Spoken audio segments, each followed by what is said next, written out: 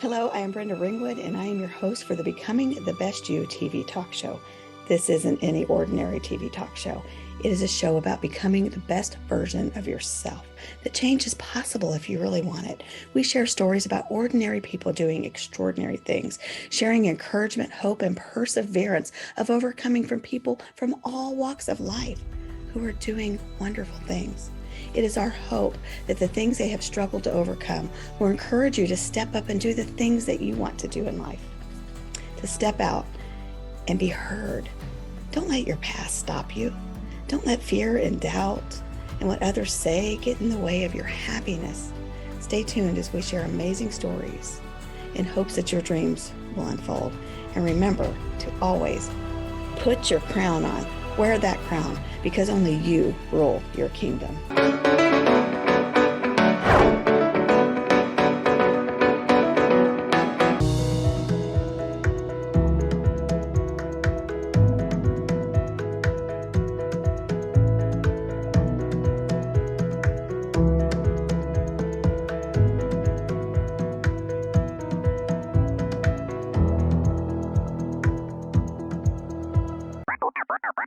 First Cup KC, unique, hustle hard music.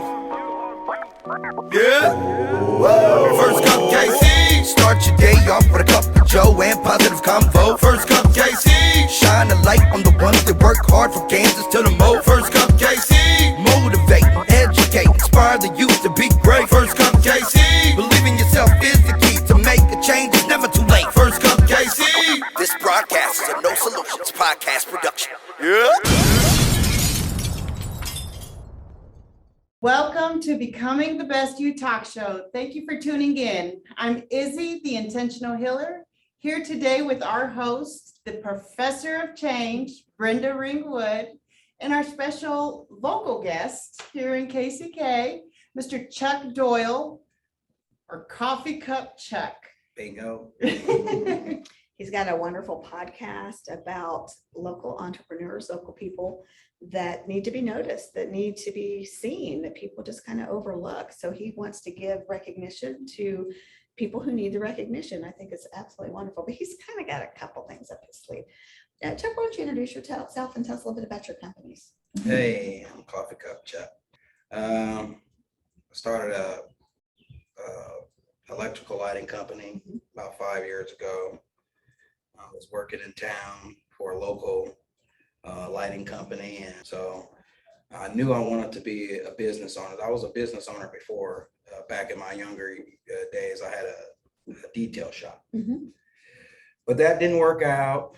You know, you got to learn the business mindset, and sometimes you make some mistakes and you're not able to bounce back from them. So I wasn't able to bounce back, but I went to school this time, found out framework, gathered a couple of pieces that I was missing, and I set out to do it again. But I had to find something that would help me succeed at a higher level than just a small detail level. And I like electricity. I went to school for electricity. So you're working in the field that you went to school for. Yes.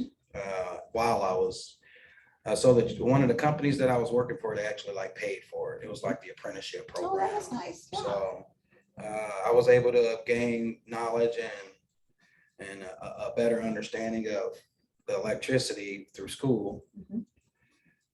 So I went and started working for a lighting company. Working at the lighting company kind of gave me an advantage to learn the city.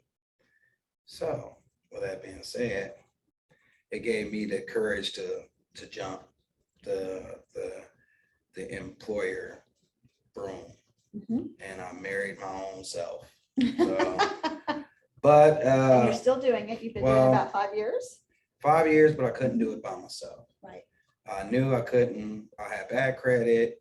And listen to this, guys, because it's important. Yeah, because it is He very said important. bad credit, but he still found a way. Yeah, bad credit. Being African American, having some sort of a criminal history, it kind of holds you back, and it kind of makes you not really want to look Kind of lose faith stupid. in yourself too. Yeah, don't you? a lot, a lot. But me, really didn't lose the faith. I've always had that you're going to be somebody. Even when I was a kid, I had it in me, but you just keep making your mistakes. And those some mistakes are grave and some mistakes are not so grave. But as long as you're able to get through that mistake, learn from it, and keep moving, that was kind of more like me. So I wasn't afraid to take the jump. So I took the jump. I found my support system. I found someone to help me run the company as a partner. I went out, and since I couldn't afford the money, since I didn't have good credit, I found somebody that had enough faith in my influence to actually. And your knowledge. Yes. They had it in me, and guess what?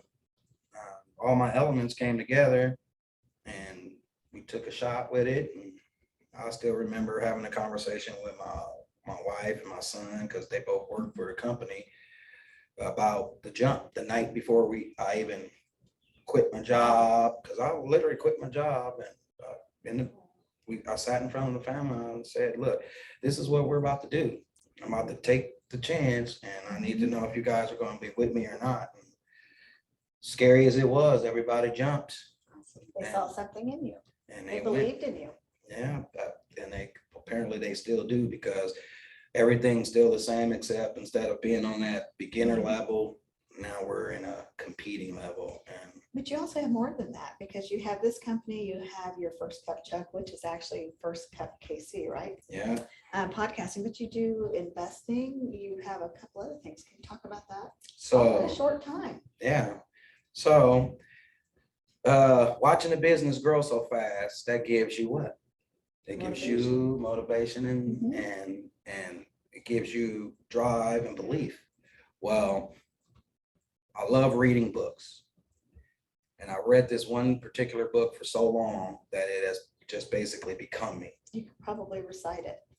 Yes, I could, but every aspect of my life in the last 10 years has actually evolved from the teachings, the stuff that I've learned inside of this book about the mind process, the thinking process, and how you can take your thoughts and transfer them into stuff that can actually help you instead of hurt you.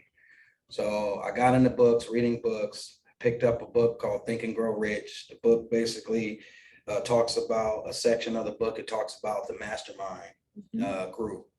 And I just took those principles and said, well, if he did it those many years ago, what could you do with it now? How can I utilize it now? You're scared to take the leap because everyone's gonna, oh, it's a hoax. You're trying to start a pyramid scheme. So there's all these things. Yeah, nobody wants to believe that you might want to do it for a different reason.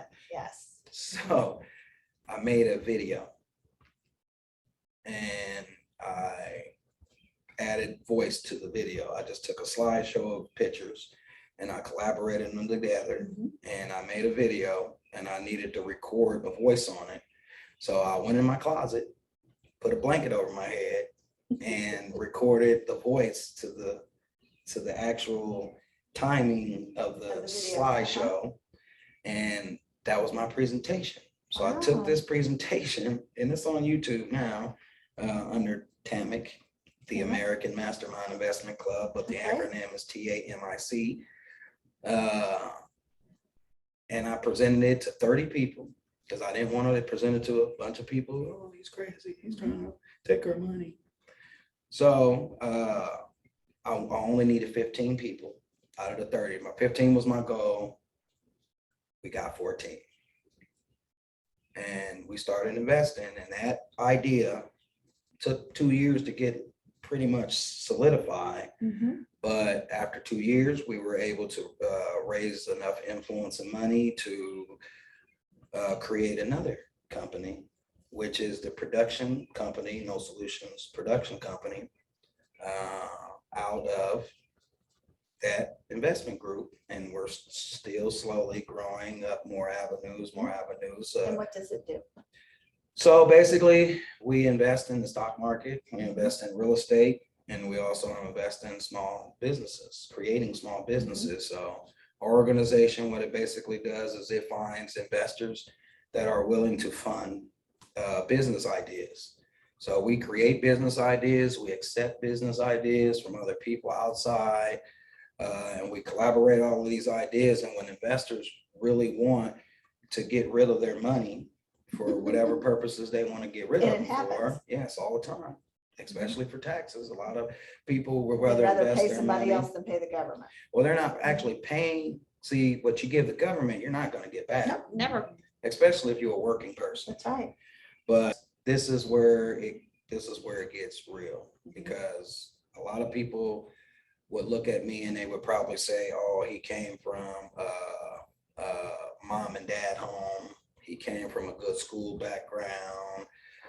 He came from a solid family. And that's just not the case. Right. I was pretty much sent to prison at a very young age. Did some bad stuff. And bad things happen to you when you do bad stuff. But sometimes you just don't realize the consequence is going to be so detrimental to your Right. future. Committed a couple of crimes, burglarized a couple of pawn shops, stole a car.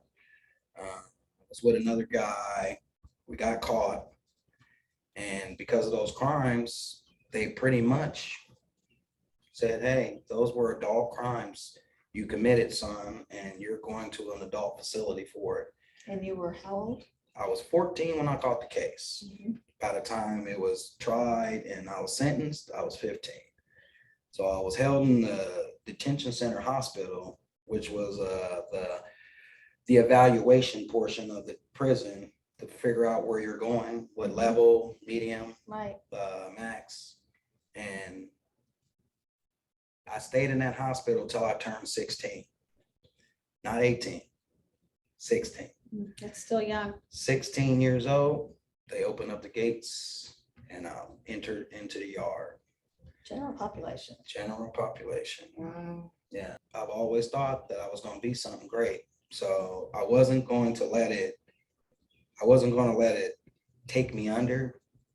But at the same time, this was a whole different world from what I've ever been introduced to.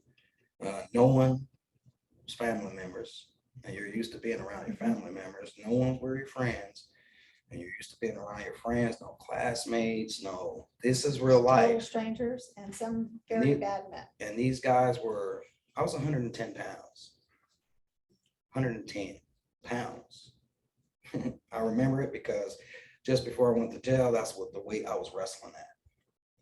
Well, these men were like 4 or 5 size, Yeah. 4 or 5 times my size. So it can be very intimidating, but at the same time, these men were pissed That you were there. that I was there because I shouldn't have been there. So when you would think, oh, this kid's about to go through torture. Yeah, I was tortured. And it was real torture. It wasn't the fight to preventing rape. And it wasn't any of that torture. It was, you just went from not having a father in your life to having the whole yard. Taken after you. And everyone, you can't do what you want. You think you got this freedom because you're in prison, and you don't. You You got everybody don't. looking down. You on got you. everyone saying you can't do this, you don't do this, you don't do this, and you have men that you really don't know, And you don't want to make them mad. and you don't want to make them mad. So they taught me a lot of discipline, and they taught me, hey, you shouldn't be here, and but like you say, there's always those bad men on the yard too, and those bad men played a part in my life as well as the good man, because those men were part of some of the schemes that I was able to come up with to try to not come back to prison when I got out from doing other crimes. Right. And that was probably one of the reasons why I kept coming back and back and back, because when you hit the yard, you look for that type of mentality. Comfort. Federal prison was it for me. So you were state. State 3 numbers. Went to state prison 3 times, and federal, it did it to me. First of all, it was on the dishonorable system, and You mean our federal justice system is not fair? not just federal justice system. You got friends, family, you got not, I'm not gonna say family, I'm gonna say more of people who you thought were friends, you know, and you expect the code to be there. When it's not there and you get sucked up into it, then you become a victim of it. So it brings, it makes Whole new it, view on life, isn't yeah, it? it gives you a whole new view. But being in that last number, being so far away from family, being so far away from home, it kind of like, that was, I think that was the start of me starting to pin down, what are you doing with your life? You know, what are you doing? My first number I did 3.5 years, second number I did 2 years, the third number I did 18 months, and the fourth number I did, it was a 60-month sentence, but I ended up doing 48, which was, So roughly 10 years. yeah. How old were you? How old were you when you went into federal? I was 39 or 40. So that was a good span of your life. Yeah, oh when yeah. you first went in. The killer with me that I knew I wasn't coming back. I still didn't know that I was going to go on this successful run, but I knew I was done. It's minimum security prison. It's open bunks. This guy a couple of bunks down from me, young guy. I know he had like a couple of years left, maybe 7 or 8 years at most. I had a book of his that he let me read, and you know, when you get these books, these known books on the yard, people cherish them, but they don't really open them up long enough to understand them, you know. So I was one of those inmates on the yard. I didn't open it. I just read a little bit, and oh, that's cool. I'm reading this book. You know, Think and Grow Rich. This is a great, awesome book. Well, this guy, he had in prison, you know, the yard, you know how the visits go, Friday, Saturday, Sunday, you go home. His family was coming down to visit him, and man, this gets me every time I even mention this, because just the look on this guy's face, you know, it's just, oof. He had his whole family in a RV, in a mobile motorhome, coming to visit him. You know, mom, dad, wife, sister, her kid, one of their kids, all coming to visit him. Semi comes across the median on him. Guy veers the RV, his dad veers the RV to avoid the collision, and the whole RV rolled over in an embankment, killed everybody. Wow. In a matter of a week, everybody was dead. So this guy, He lost everything. his whole support system ruined him, you know. And I mean, with all the inmates in the yard, all we thought was, man, that could have been any one of us. Yeah. You know, and that guy blamed himself, because that wouldn't have never happened He wasn't there. if he wasn't there and they weren't coming to see him. Yeah. So that just made me think, dude, the things that you do with your life, they affect so many people. So what are you going to do to affect people? Are you going to affect people in a negative way and continue to go down this road, or are you going to change things and learn to affect people in a more positive way? If you come into people's life, you got to make that life better. If you're, you know, and are you, so I don't know, I just made that decision that this is it. I know it is. I felt it. This is it. I got transferred from there to Fort Dix, New Jersey. And that was like my last stop. My counselor was there. My program was there for release, and everything was there. And I get there and I meet, I'm a hustler. So I you know, braided hair. I braided hair. I started a service. I call it the Dum Dum service. I didn't tell the people on the yard who couldn't read or write that it was the Dum Dum service. Right. But I literally started a service where I would read your letters to you that you got in, and I would write the return letter for people who couldn't read or write. And I'm sure they appreciated that. Made money. Mhm. Braiding hair, making poems, food. Mhm. Well, it's federal prison, so there's people in there for big crimes that's got big money. I mean, people with money, big money so big that they are the ones that were running the actual yard. Even Well, in federal prison, you have a lot of the bankers and a lot of the white collar and a lot of the people that were wonderful businessmen Mhm. that still have their assets. Yeah. Well, I was diamond smugglers, Mhm. pharmaceutical. I was in there with a guy that was a pharmaceutical guy, and this guy was Italian. He was a pretty big guy, and he was worth millions. Mhm. Well, these guys had this little organization that they met and discussed their business on the street business. Yeah, it And still goes on. they had laptops. Well, short in the story, these guys invited me. So they had a runner, and you know what a runner Mhm. is, that did everything for them. So they weren't part of a lot of stuff. Well, that runner was the guy who used to communicate more with me for them. Mhm. You know, he would set up the hair appointments. He would set up anything, any service that I had to offer. He was the one that was coming to me for them.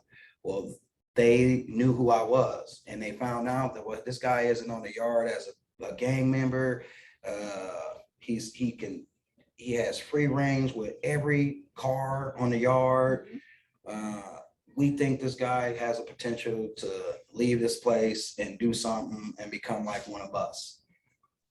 But in order to make that happen, we got to put him in the thinking process of it. And that's when they introduced me again to the book that I still had because of So this time you read it. I read it. And I've been reading, and my wife is a total, she knows I know she gets tired of me listening to it, but it has become me. It's And changed you. totally, it has led to other books, and those books have So you believe influenced people me. can change? You know, I'm sitting here Mhm. as the evidence. That's right. You know, I'm past the belief system now. Mhm. It's past it. When you don't believe anymore and that's when you know That you are the very image of what BTBY stands for. We've had a lot of people on the show that have not had to do the same transformation that you went through. Not that they haven't, because they've had wonderful stories, but you went in so young and your family life going in was not normal. To go into an adult prison at that age is not normal. And then the part that is normal is you going back because that's all you knew. all So that part's normal. But then again, most people who grow up in that environment stay in and out, in and out, in and out. And you broke that cycle yeah, because you changed your mindset. change the mindset. And that's as simple as it is. Mhm. A lot of people don't know it. I still try to tell family members and friends today, hey, stop thinking like that, Mhm. because you're teaching yourself how to think. Mhm. And the more you say towards something you don't want, the more you're welcoming it. So That's right. don't talk about death, talk about life. Don't talk about hate, talk about love. Whatever you want to talk about that's going to do damage to something, find the polar opposite Exactly. and practice it. So to go a little further with that, I see what reading has done for me. I see what change has done for not just me, but also my family, the people around me, because like I said earlier, your influence could either be negative towards things or it can be positive towards things. So I don't sleep a lot. You can We say kinda have that prison in common, life. don't we? You can say prison life did it to me, or you can say the ADHD that I have inside of my maybe body, both. or a little bit of combination. Mhm. But I can't really sleep a lot. So what do you do with the time when you can't sleep? You come up with ways to educate yourself even more, and you give that time back to somebody who might need to hear it.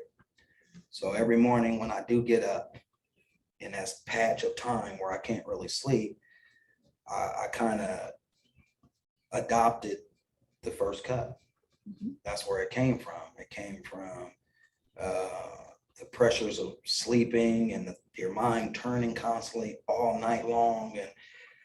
And you don't know what your mind is telling you, but you have to interpret in some sort of way. And my interpretation of what that stuff in my head is going on in my head is you got a lot of stuff that you got to get out. Right. And if you got to get it out, help someone else out. So I get up and I do these first cups. My wife, she does my cups. Puts logos on the front of them. We actually strategically pick them, what the logos are going to be. We steal them from like Clip Arts. Right. And she'll paste them onto a cup. And I'll take that image and I'll write a positive, motivational, or educational blog about it. And I normally do these every Monday through Friday, anytime between 8 and noon. I try to get it out as early as I can, but those messages that I write, they are written that morning For that day. for that day, no preparation. You know where it's coming from. It's coming from the heart. It's coming from the heart, but it's also coming from God. Oh, definitely. He is telling me these words because there's no way. And you got saved in prison, didn't you? No. No, tell us about that My story. family, was a long time ago. I was saved as a kid. And like I say, my family has always been religion. I'm not really super religious. I don't like go to church a lot because it's here and it's always been here. So many times certain buildings, certain things ruin things for you. They can. And I had a very bad experience when I was young with a church. And that experience kind of like the basis of the church kind of like threw me off. So, but the energy, that energy has always walked me through things, especially jail. Because when I was younger, and laying in those bunks all those nights, wondering why am I here? And I want to go home to my mom. I want to fight with my brothers. And you got all these things you miss. You got the source that you can actually lean on when you're going through stuff with your wife or your kids or your job, your financial situations are not right. You got to have that source. And that source is, you don't have a choice. That's true. You Because the don't. source is already there. Yeah. It's just waiting for you to say, hey, okay. It's a decision. Acknowledge and Okay. accept. Yeah. And that's why I trust everything. You know, a lot of people look at me and they probably say, golly, this guy, how does he even? But it's because the path you go on and you start learning your angles, you start learning your curves. And I'm just glad that I was able to go from where I was to where I am. And I can't wait to see where I end up from where I am. You're still going. Ain't no stopping. That's right. Ain't no stopping. Like I say, once you start, they call it the secret, right? Once you figure out the secret, there's nothing that can stop you except you. That's right. And you were the only one that can start the change. You're the only one that can start you too. That's right. So I started myself through reading, and I continue to read, I continue to learn, I continue to grow, I continue to implant because that's important, especially in the people around me, my family. I constantly implant, ideas. Hey, you start this business, or you need to do this more, or take your Trying business. to help them. Just to implant the idea that you can do it. It's a choice. Like I was telling a young lady earlier, whatever you choose to do, just choose it. Just make sure you make the right choice. Stop smoking. You want to stop smoking? You don't need the patch. Just stop. You don't need any of that. You don't. It's just the strongest thing in the world is free will. And it is so strong that you can harness that. You can literally take it and use it, but you gotta want it. You do. If you want change, you have to really want it, and then you have to implement it. Yes, You do.